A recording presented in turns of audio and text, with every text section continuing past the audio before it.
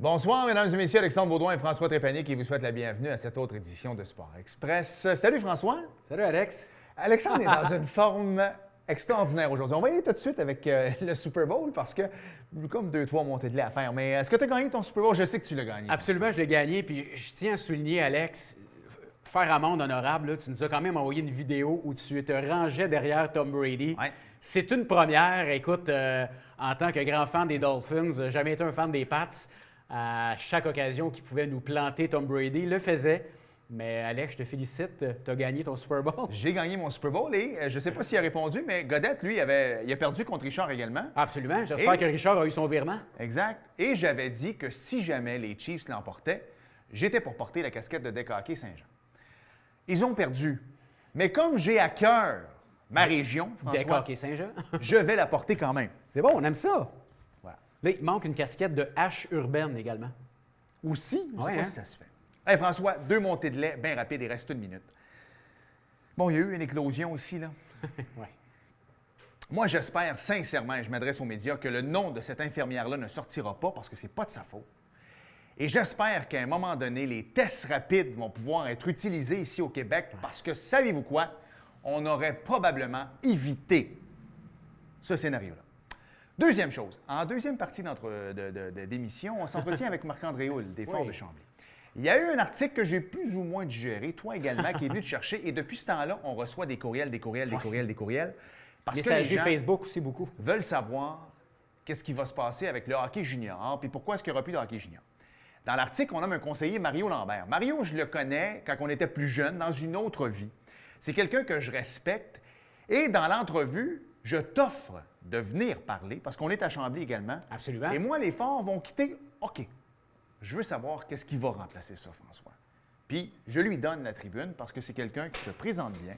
Et là, ben, il faut arrêter. Ouais. Parle-nous un peu des invités cette semaine. Oui, en première partie, Mario Duhamel, qui est l'entraîneur adjoint des 67 d'Ottawa, et pendant que je suis en train de me faire viser par Bruno. Et en deuxième partie, tu l'as dit, Marc-André Houle, des Forts de Chambly. Voilà, bienvenue à Sport Express.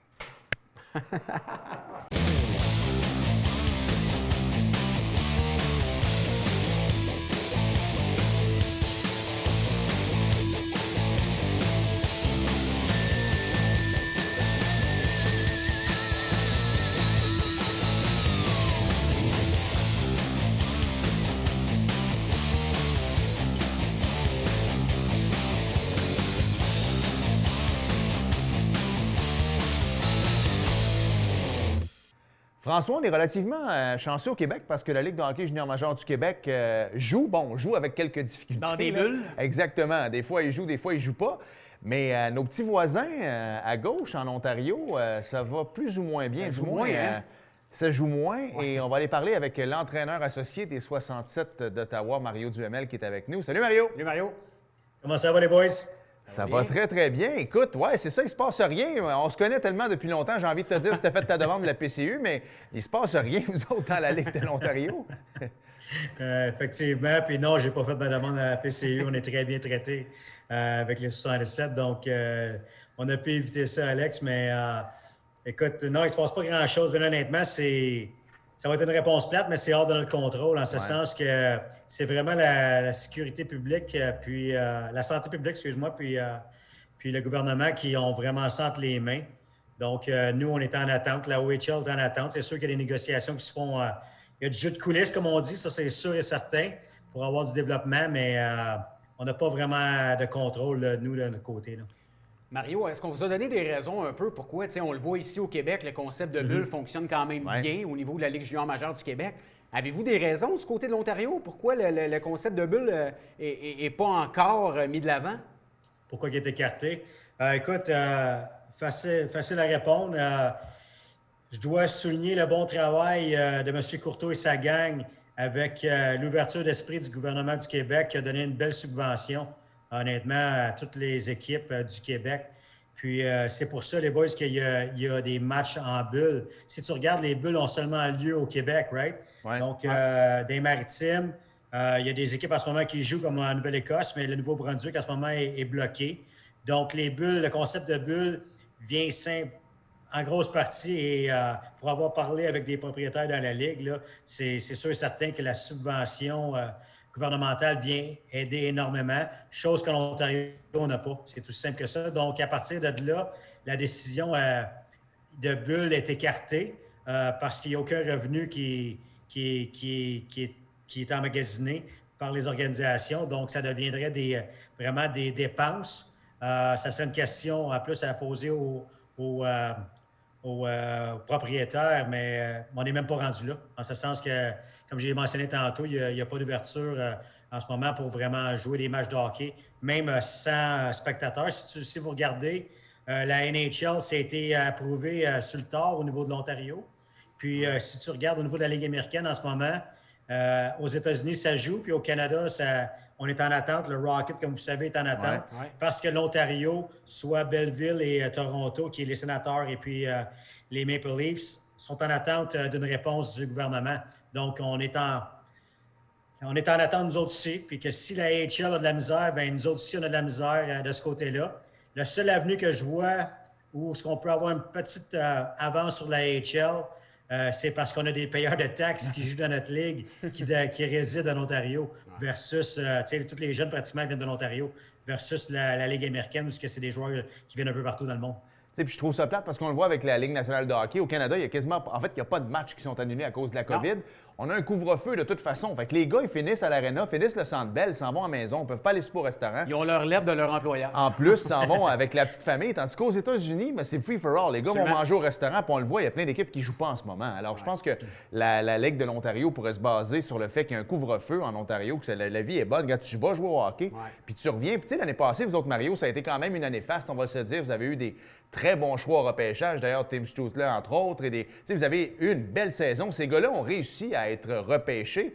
Mais tes gars, toi, 17-18 ans cette année, là, je sais qu'ils parlent peut-être à faire 2 repêchages en 2022. Je ne suis pas trop certain d'avoir compris cette affaire-là, puis ça aurait lieu peut-être à Montréal. Mais ils se sont entraînés toute leur vie. Ils ont joué Pee-Wee 3, Bantam 3. C'est peut-être leur année de repêchage, puis ils ne jouent pas. J'imagine, puis je sais que toi, tu es quelqu'un qui est proche de tes joueurs. Tu joues au psy un peu? Ça doit pas être évident.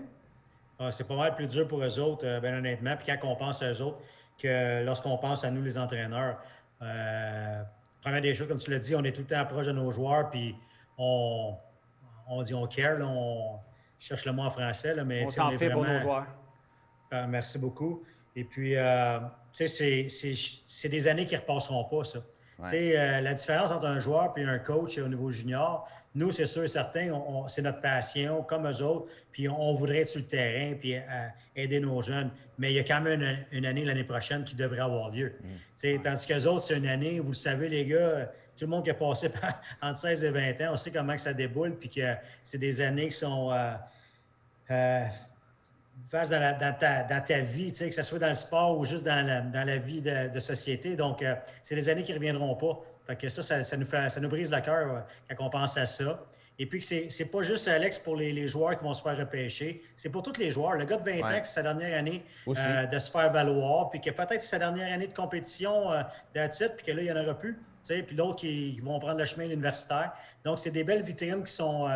Des opportunités de se faire valoir. On appelle ça en anglais des commercial, là, de se mettre en vitrine puis de se faire valoir, qui sont perdus, mais c'est des moments aussi de camaraderie, d'être le matin, toute la gang ensemble, de vivre des émotions, vivre des moments qui sont extraordinaires, qui ne sont jamais vécus. Donc, en tout cas, du moins, c'est une année en moins. Donc, ça fait très mal, c'est sûr et certain. Mario, qu'est-ce qui est offert aux joueurs présentement? Il n'y a pas de saison. Faites-vous des entraînements à distance par Zoom? Y a-t-il du vidéo? Y a-t-il de la rencontre un peu qui se fait au moins pour garder le lien? C'est une très bonne question, Frank. Écoute, nous, on a un Zoom par semaine, le mercredi soir. Écoute, on y va de différentes avenues, en ce sens qu'on fait des Zooms éducatifs. Que ce soit au niveau du leadership, de la communication, on a du monde qui travaille avec nous autres à l'année longue. Coaching to Connect, qui est une compagnie basée ici à Ottawa, qui travaille avec des compagnies, qui travaille avec des clubs de hockey, qui travaille aux États-Unis également, avec des compagnies et des clubs de hockey de la NCAA. Donc, ils sont vraiment bien implantés. Puis nous, on travaille avec eux à l'année longue. Puis eux autres, ils donnent des petits ateliers avec nos joueurs. Ça va aussi qu'on a reçu Brian Burke comme présentateur, puis qu'on a fait un travail par la suite. Suite à sa présentation, Brian a sorti un livre dernièrement qui est très bon en passant, puis qui reflète vraiment sa carrière, puis on voit vraiment le personnage. C'est vraiment une personne qui est droite, puis qui est le fun. Puis on a travaillé, on a fait 2 travaux avec ça, où on avait le D-Core, justement, les défenseurs avaient amené 2 travaux à faire pour le restant de l'équipe, dont un qui était sur la communauté, parce qu'on est proche de nos partisans. On est vraiment impliqué dans la communauté ici à Ottawa. Donc, les joueurs, puis Brian Burke, dans son livre, en parle énormément. Donc, les joueurs ont fait un lien avec ça. Comment qu'on pouvait, en temps de pandémie, rester connectés avec nos partisans, avec notre communauté. Et puis, un autre travail, c'était Brian Burke à son perfect roster, qu'il appelle en anglais. Donc, son meilleur line-up, comme on pourrait dire.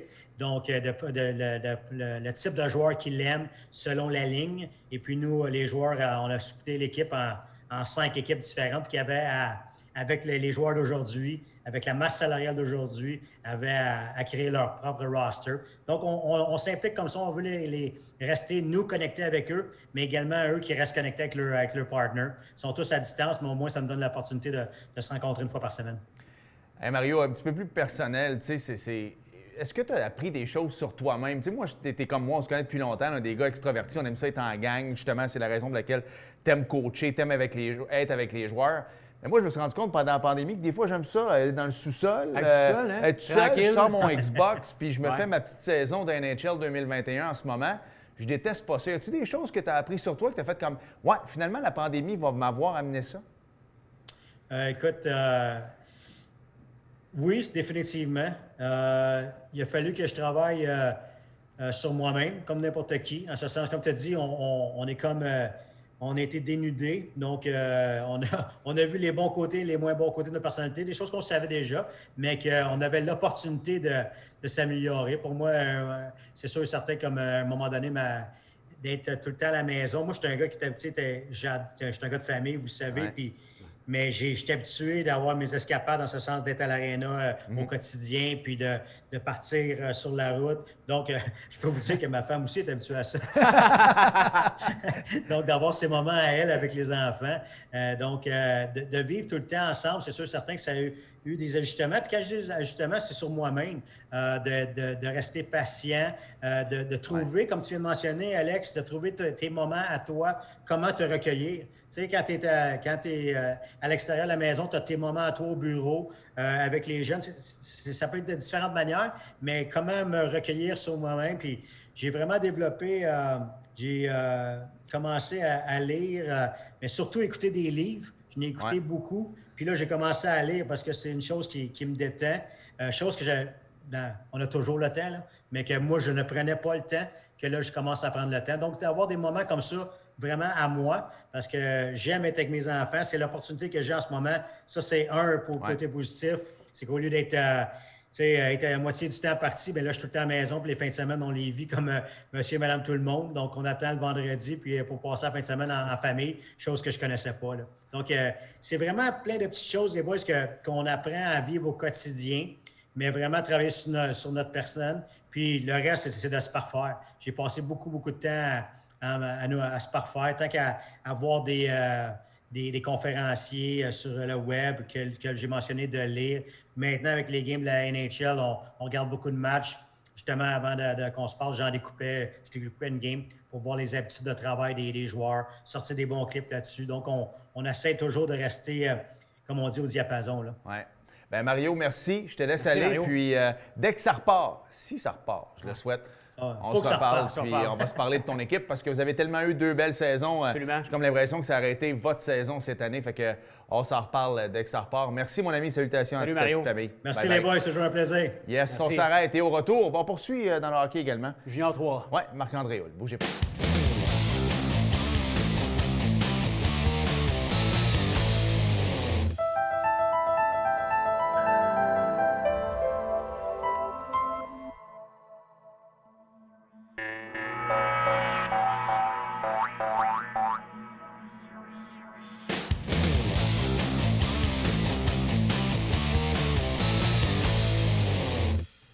Nous sommes de retour à Sport Express. On parle d'un hockey junior à un autre, mon cher. Oui. Une carte chouchou, lui, hein, je pense, à l'émission ici. Ça fait longtemps.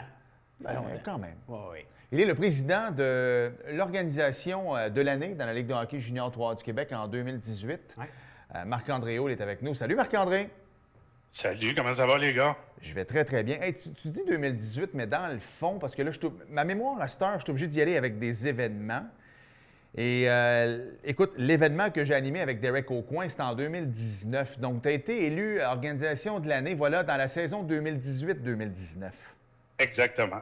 Voilà, parce que ça fait Chambly. déjà 2 ans. C'est pas moi. Là, à la relâche que j'ai animé avec Derek Aucoin. C'est pas moi, mais c'est les Forts de Chambly. Non, mais t'étais quand c'est même l'équipe, l'organisation complète. Absolument. À la tête. Et tu m'as envoyé un beau vidéo, d'ailleurs, où on voit Derek te saluer. Écoute, c'est tellement de beaux souvenirs qu'on a. Ben, c'est drôle, hein, parce qu'à ce moment-là, évidemment, on savait pas qui était pour avoir cette terrible maladie, puis qui était pour en décéder, mais c'est un drôle de câlin et un moment qui, par la suite, a pris un sens tellement particulier pour moi. Il faut savoir que moi, j'ai joué au baseball. Le baseball, c'était mon sport quand j'étais tout petit. Alors, d'avoir pu côtoyer ce monsieur-là à cette époque-là, c'est pour moi, c'est un beau souvenir. Puis moi, tu sais, tu sais, parce que je les vois, les photos, il y a plein de photos où je sais que c'est lui qui les a pris, dont une où j'ai son veston. Je sais qu'il y a une personne qui a pris la photo, c'est lui. Mais c'est que, on le sait aujourd'hui qu'il est décédé d'un cancer du cerveau, mais que probablement, à cette époque-là, il ne le savait pas. Ouais. Mais le cancer, lui, il était là. Gagnait du terrain. C'est ça qui est incroyable dans toute cette histoire-là. Je pensais la semaine passée que j'avais mangé trop vite. Après souper, j'ai comme eu un mal de cœur en lisant un article dans le journal de Chambly. Puis après ça, ben c'est sûr et certain que c'est la raison pour laquelle tu es là, parce qu'il y a comme eu un peu de lavage de linge sale, puis je déteste ça. Alors, c'est la raison pour laquelle on va donner la parole. Mais ceci dit, puis avant que j'oublie, on va quand même laisser la parole à des gens qui sont dans l'article. Alors, je lance une invitation à Mario Lambert. Mario Lambert, c'est un conseiller de la ville de Chambly. Puis c'est quelqu'un que je respecte, François, parce que Mario, on se connaît, toi et moi. Mario, tu as travaillé pour mon père. Mario, on a grandi ensemble. Hein? Moi, c'est la rue Mont-Noir, toi, c'est la rue Verchères, pour moi, la plus belle ville au monde, Saint-Bruno de Montarville. Alors, je te laisse l'occasion, Mario, de prendre ton Zoom et de venir nous parler. Parce qu'il y a des choses que je n'ai pas aimées dans cet article-là. D'ailleurs, quand on parle du 125 personnes et que vous avez vu un match, je suis au COM, moi, de la Ligue de hockey junior 3A du Québec et pour avoir assisté à bien des games, il y a plus que 125 personnes. Et ça apporte plus que rien pantoute, ce qui est inscrit également dans l'article. C'est correct comme intro, Marc-André? Ouais? OK, parfait. Comment ça va? Bien, moi, ça va bien. Ça va bien. On continue de travailler à travers la pandémie. C'est sûr que, bon, je ne le cacherai pas, puis je l'ai dit aux médias la semaine dernière, c'était une décision qui était prévisible de la part de la Ville de Chambly. On m'en avait parlé. Ça faisait 1 an qu'on en discutait. Par contre, c'est une décision, tu sais, tant aussi longtemps que tu n'es pas arrivé au moment où tu réalises que ça va peut-être prendre fin, ça fait, comme on dit en bon français, c'est 6 ans de travail, de dur labeur que moi, mais aussi, puis je prends le temps de le mentionner, que plein d'autres gens qui bénévolent ou très peu rémunérés, ou même des jeunes qui ont passé à travers l'organisation, c'est de prendre tout ça puis de nous dire finalement merci, mais on passe à autre chose. Puis, ceci dit, je veux bien être clair, je comprends les raisons. Il y a des raisons qui sont notables, qui sont louables là, derrière ça. Le manque de patinoires à Chambly, le nombre de jeunes qui augmente, etc. Ça, je comprends et je suis capable de comprendre tout ça. Mais ce que je trouve difficile, c'est qu'à quelque part, moi, je suis persuadé que les Forts de Chambly avaient son utilité, avaient on a dit, il y a eu certains commentaires qui ont passé où on disait que c'était parmi les organisations les plus impliquées au niveau communautaire dans leur ville. Et puis, ça, pour moi, c'est des grandes fiertés que je vais garder en souvenir, évidemment, de mon passage à Chambly. Tu sais, Marc-André, moi, ce que je déplore un peu, c'est dans l'article, ce qu'on a lu, c'est une gang de conseillers municipaux qui ont voté à l'unanimité que c'était terminé pour les Forts de Chambly. Mais d'un autre côté, il y a des partisans, il y a des bénévoles, tu l'as dit, il y a des employés. Vous êtes une gang, là, c'est une équipe, les Forts de Chambly, pas juste les joueurs. L'organisation également, on se connaît assez bien, on connaît Dominique Boucher, vous êtes des passionnés de hockey. Moi qui n'aille pas l'autre côté de la médaille, je le déplore un peu parce que nous, on a reçu des messages par Express. Ouais. Les gens se posent des questions, savoir qu'est-ce qui se passe avec les Forts de Chambly, puis on n'était pas capable de répondre. J'ose croire que toi aussi, tu as reçu des témoignages. Oui, j'ai eu des témoignages. J'ai eu des beaux témoignages à part ça, des partisans, des détenteurs de billets de saison de Chambly qui trouvent évidemment la situation très triste. Puis je le répète, puis je ne veux pas m'éterniser là-dessus parce que le conseil municipal a pris des décisions qui, comme je le dis, étaient probablement très louables par rapport à leur réalité à eux. Sauf que de notre côté, du côté des Forts de Chambly, on est impliqué communautairement depuis 6 ans. On a bâti cette espèce d'organisation-là. Et vous savez, puis on a juste à regarder la réalité du Canadien de Montréal actuellement. Marc Bergevin en est à quoi, sa 9e ou 10e saison avec l'équipe. Et ça commence à porter fruit. Normalement, quand tu implantes une culture, quand tu implantes une organisation, une équipe dans une région, ça prend ça 7 à 10 ans avant de se mettre au monde, avant d'arriver à une maturité où tu peux commencer à penser à gagner, où tu peux commencer à avoir une espèce de fanbase, excusez l'anglicisme, de partisans qui sont réguliers au match. Et moi, je peux vous le confirmer. Cette année, on s'ennuie du hockey dans la région à cause de la pandémie. Mais l'an prochain, en septembre, on va s'ennuyer du hockey à Chambly. Il y a des détenteurs de billets de saison. Il y a des fans qui étaient là qui vont trouver ça difficile de ne plus avoir leur équipe. Puis ça va être difficile de ramener le monde parce qu'honnêtement, tu peux bien prendre les dernières années au niveau des inscriptions. Tu disais que les inscriptions sont à la hausse à Chambly. Et Dieu merci, puis j'espère que ça va se poursuivre en 2021-2022, mais c'est pas dans le béton, ça, là. Parce qu'il y a plusieurs parents, les amis, qui jouaient dans le simple lettre, dans le 2 lettres, qui finalement ne jouent pas cette année parce qu'il n'y en a pas de hockey, mais qui vont au chalet, qui font du ski, qui aiment ça, exactement, qui font de la raquette, qui font du ski de fond, qui vont marcher en plein air. Fait que l'année prochaine, là, ça se peut qu'ils disent, mon petit Thomas, on va peut-être continuer à aller au chalet, puis tu sais, peut-être qu'on va skipper le hockey. Donc, honnêtement, une organisation comme les Forts de Chambly, qui serait là, qui serait dans les écoles comme vous avez déjà été en passant, qui serait dans les médias locaux, qui serait là bénévolement dans divers organismes, mais ça ferait en sorte que ça aiderait peut-être dans les prochaines années à ramener les jeunes hockeyeurs à l'aréna. Mais ça, je suis qui, moi, pour dire ça? Juste quelqu'un qui participe de hockey. Gérant d'estrade, qu'on appelle. Ouais, c'est ça. Mais tu sais. Mais quand même. Puis tu sais, j'ai rien au contraire, mais moi, la ville de Chambly, Mario, parce que Mario, là, c'est un beau bonhomme, c'est quelqu'un qui s'exprime bien. C'est la raison pour laquelle c'est à lui que je fais la passe, là. Mais au pire, venez à l'émission, même pas pour parler des Forts, mais si les Forts partent, OK. Mais moi, je veux savoir qu'est-ce qui va être fait pour les jeunes. Je veux savoir qu'est-ce qui va être fait. T'sais, ce que les Forts amenaient, là, qu'est-ce qui va remplacer ça? Parce que moi, ça me fait mal, là. Ben, c'est drôle que tu parles de ça, Alex, parce que, même en pandémie, si vous avez vu passer là, sur la page Facebook de l'équipe, alors que l'équipe a des activités virtuelles depuis le mois d'octobre, on s'entend, depuis quelques semaines, on a fait le tour, on a reculé un peu dans le temps où on a parlé de la prévention du suicide. On s'entend que la santé mentale au niveau des jeunes actuellement est un sujet qui est très important et qui me touche personnellement. Alors, je tenais à faire quelque chose. On a fait une série de 4 épisodes qui tournent actuellement sur les médias sociaux.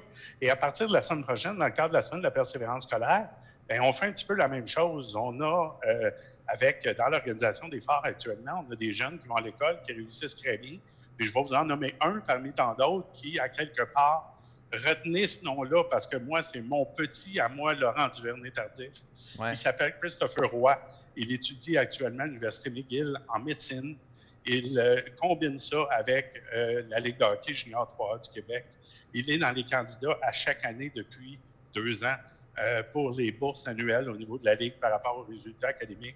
Et c'est pour moi, là, c'est exactement ce que j'ai envie, ce que je souhaitais que les Forts de Chambly puissent représenter, des petits gars comme ça, qui parle aux jeunes. Puis vous allez le voir dans l'entrevue, entre autres, de Chris Roy.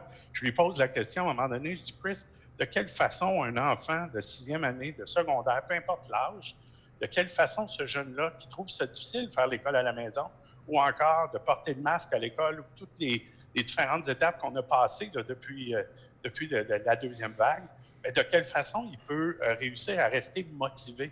Prenez le temps d'écouter cette réponse-là. Je vous dis juste ça, là, ça mérite de considérer qu'une équipe de hockey junior peut avoir un impact positif dans sa région. Le mot est passé. Je te laisse terminer de toute façon avec eux autres parce que c'est pas terminé, là, la transition. Puis un coup que tout sera fait, on te l'a déjà dit, mais on te le répète également, ce sera 30 minutes consacrées à toi, consacrées à tes années dans le junior parce que... Show complet avec Marc-André. Oui, tu le mérites. Merci, mon ami. Merci, puis Marc-André. on se reparle très plaisir. bientôt. Merci à vous autres. Puis très bientôt, bien évidemment, on va souhaiter des rencontres avec la Ville de Chambly, une transition et souhaitons-le, pourquoi pas, s'il y a un groupe d'acheteurs de la région qui pourrait garder l'équipe ici, et qui pourrait continuer de permettre à ce que j'ai bâti, ce qu'on a bâti avec le temps, de continuer. C'est ce qu'on souhaite. Merci, on s'arrête. Et au retour, François, bien malheureusement, c'est le retour du NASCAR. Et si on veut être payé, ben, on n'a pas le choix d'en parler.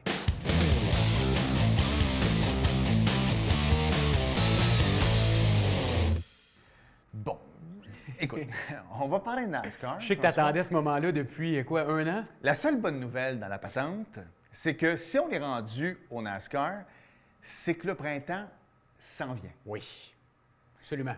Et le golf aussi. Son hâte. Tu sais, puis là, la balle, tu sais, plein de choses. Alors, on va parler un peu de NASCAR parce que, vous le savez, les Américains font ça pas à peu près. D'abord, eux autres, ils partent avec leur Super Bowl en début d'année. Donc, je vais aller chercher ça ici. Donc, jeudi, le 9 février, ce sera... J'aimerais qu'on dédie cette chronique NASCAR à notre ami Bruno. On peut faire ça? Bruno adore ça. Ouais. Bruno, c'est sûr que lui, il aimerait mieux le Saint-Eugène 400. Mais on va y aller avec ce qu'on peut. Donc, tu vois, il voulait faire une blague, même si ça marche pas. Voilà. Donc, c'est le Q55 inspection. Et tu es en train de me dire, Richard, qu'ils mettent à la télévision les inspections des chars. Ils n'ont rien à faire. Après ça, c'est à 7 h le soir, c'est le Busch Clash à Daytona. Mercredi, c'est la pratique, la qualification. Après ça, jeudi, si on le voit à l'écran, il y a une autre inspection. Ça, c'est pour la première de Sport Express, le jeudi. Exact. Donc, ce que tu as dit, c'est passé. Et là, final practice pour le Camping World. Ça, c'est Oui. intéressant. Salutations à Raphaël. Exactement, Raphaël Lessard. Ensuite de ça, il y a le Blue Green Vacation Duels at Daytona. On s'en fout. Vendredi, il y a encore la first practice pour le Maynards, le Qualifying Camping World. Il y a la course de Camping World le vendredi soir, ça, on va l'écouter. Samedi, ça commence les qualifications pour la Xfinity pour la COP. Ouais. Et dimanche, ce sera la grande messe à 14h30. Ça, c'est une de tes Daytona. meilleures chroniques NASCAR à vie, je pense. Écoute, ça commence, je vous le dis tout de suite, à 14h30 et ça va se terminer 12 heures plus tard, vers 2h, 2h30 du matin. Seras-tu devant ton téléviseur pour les 12 heures? Non, monsieur, et n'oubliez jamais qu'ils ne font que... Ils sont payés des millions pour tourner à gauche. Merci, François. Merci, Alex. Merci à vous d'avoir été là et à la semaine prochaine. Salut. Bye-bye.